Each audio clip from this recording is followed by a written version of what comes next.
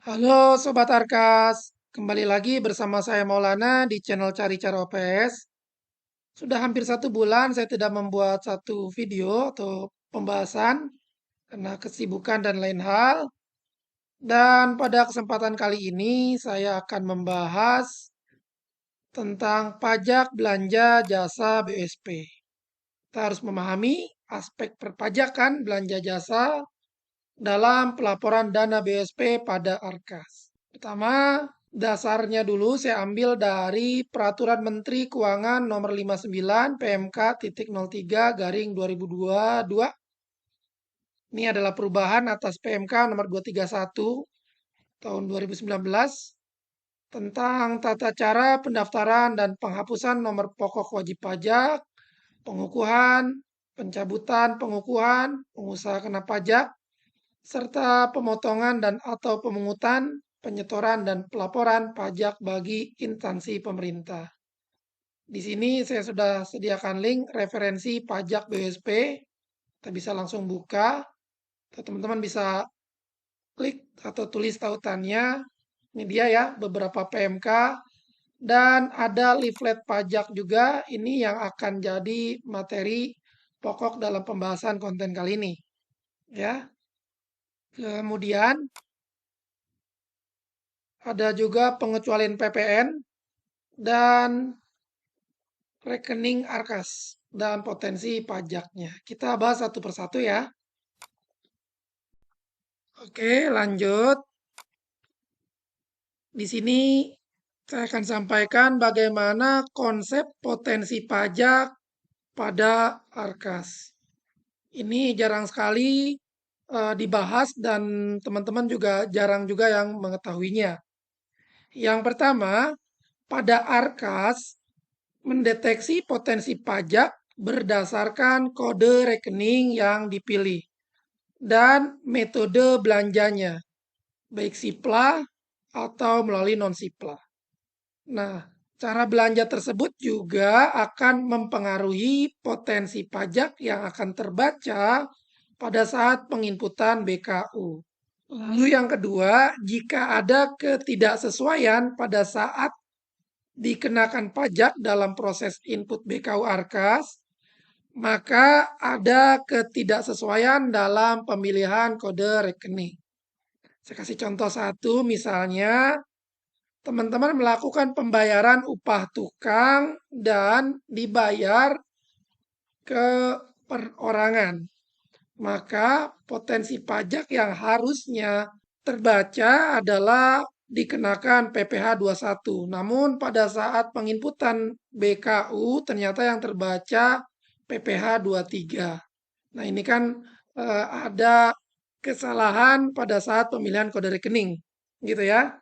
Karena antara PPh 21 dan PPh 23 itu berbeda, walaupun sama-sama adalah pajak belanja jasa. Mari sama-sama kita pahami ya, teman-teman. Yang pertama, di sini belanja jasa yang dikenakan tarif PPh 21 ada pembayaran selain gaji yang diterima oleh PNS. Misalnya honor-honor kegiatan atau ada honor ekstrakurikuler. Nah, itu dikenakan PPh 21. Ada beberapa yang tidak saya sebutkan karena memang jika dianggarkan pun tidak sesuai. Misalnya honor pengawas, lalu ada uang makan. Nah, itu tidak sesuai untuk dianggarkan melalui dana BOS. Kemudian pembayaran penghasilan bersifat rutin kepada non-PNS. Ini artinya pembayaran honor ya. Ini akan dikenakan PPh 21 namun memperhitungkan PTKP. Ya, PTKP itu adalah penghasilan tidak kena pajak. Lanjut yang ketiga, pembayaran atas suatu kegiatan tertentu. Nah, ini diperuntukkannya untuk non-PNS ya. Isinya hampir sama dengan yang atas ya. Itu berupa honor kegiatan, lalu ekstrakurikuler yang diterima oleh non-PNS. Oke, yang saya tidak sebut artinya itu tidak relevan jika dianggarkan dari dana BOSP. Untuk non-PNS ini dikenakan 5% jika ber-NPWP, lalu penerima tanpa NPWP dikenakan 6%.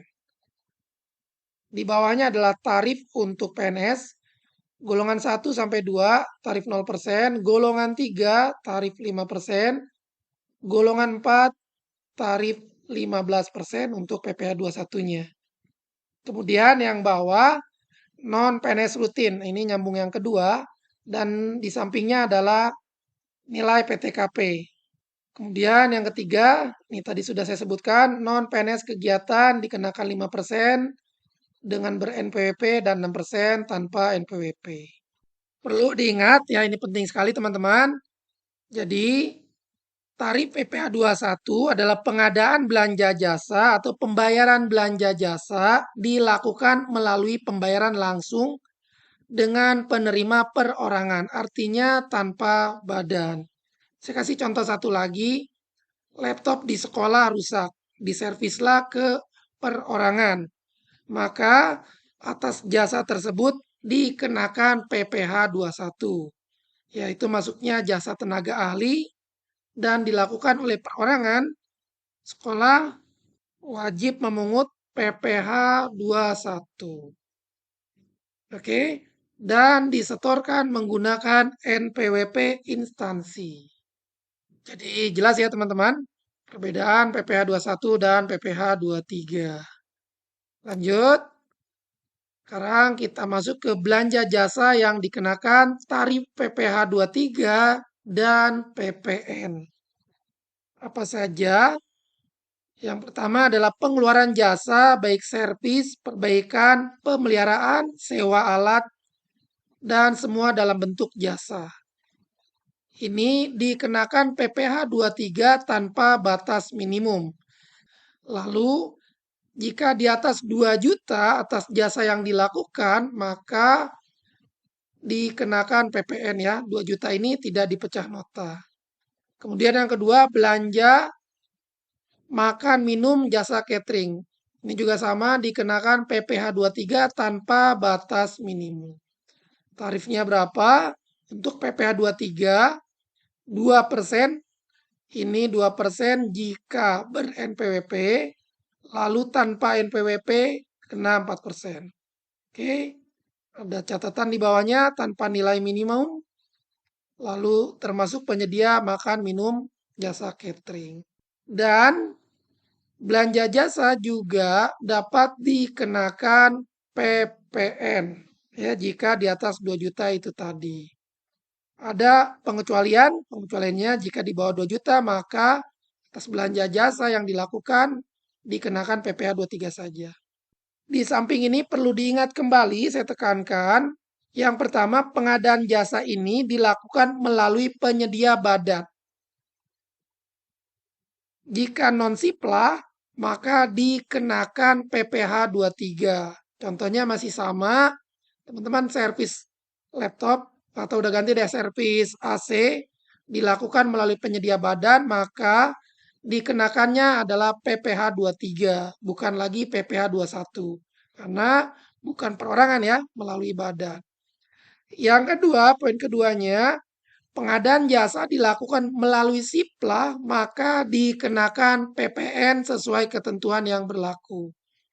Itu sebabnya pada Ankas jika masuk ke perhitungan pajak, teman-teman centang belanja siplah akan dikenakan otomatis PPN. Ya. Kecuali ada beberapa pengecualian belanja barang atau jasa yang tidak dikenakan PPN. Pengecualian tersebut teman-teman bisa pahami ya, kembali lagi di link yang sama di sini ada pengecualian PPN atas pengadaan barang dan jasa.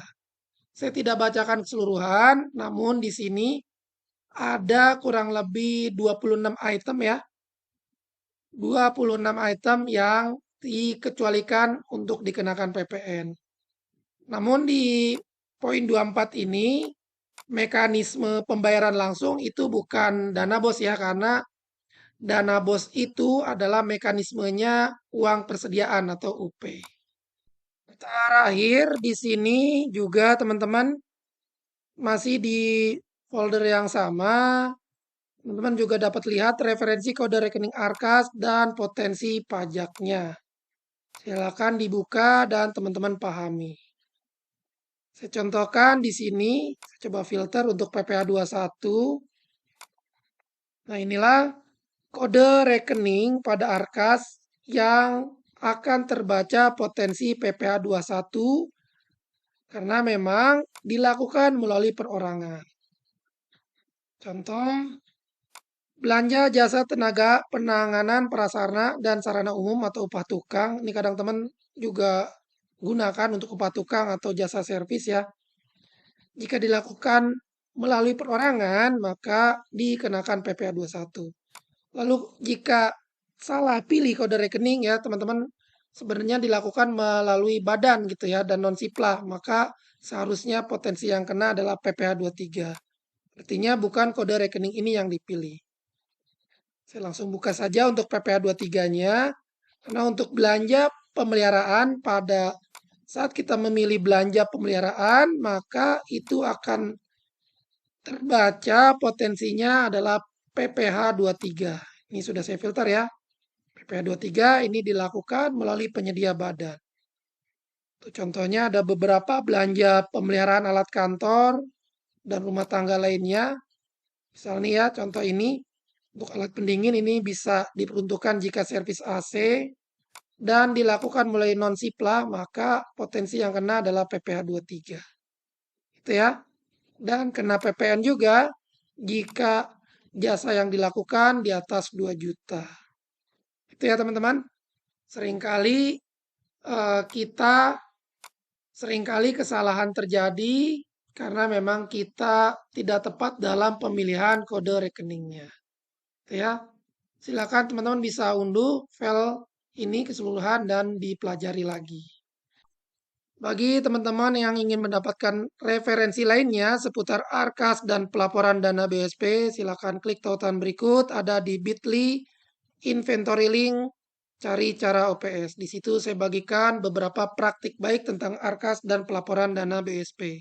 Sekian dulu teman-teman video kali ini, semoga dapat membantu. Jika ada pertanyaan, lanjut di kolom komentar saja. Jangan lupa like, share, dan subscribe bagi yang belum subscribe. Seperti biasa, salam sobat inspiratif Arkas.